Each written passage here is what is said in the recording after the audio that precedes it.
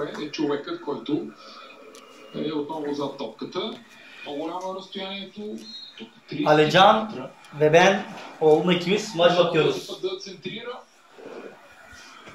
И ще има корнер, уважаеми зрители.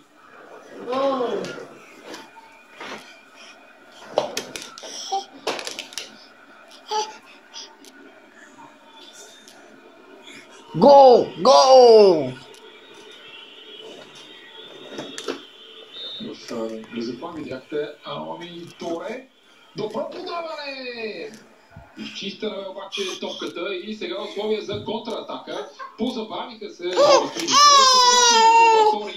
Ata be bunlar bir gol bu canım. Какво ще се случи? Ловец успял да играе с топката. Повежда си може би малко по-силно от необходимото, но бива фаулиран от Джереми Толала и ще има жълт картон. Капитана на отбора на Монако.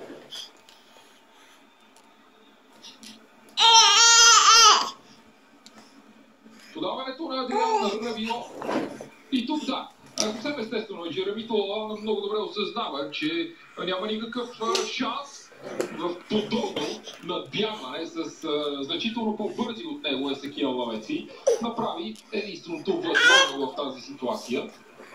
Но пък и нормално се стигна до жълт картон. Atamadı bunlar bir gol bu canım. Atamadı bunlar bir gol bu canım.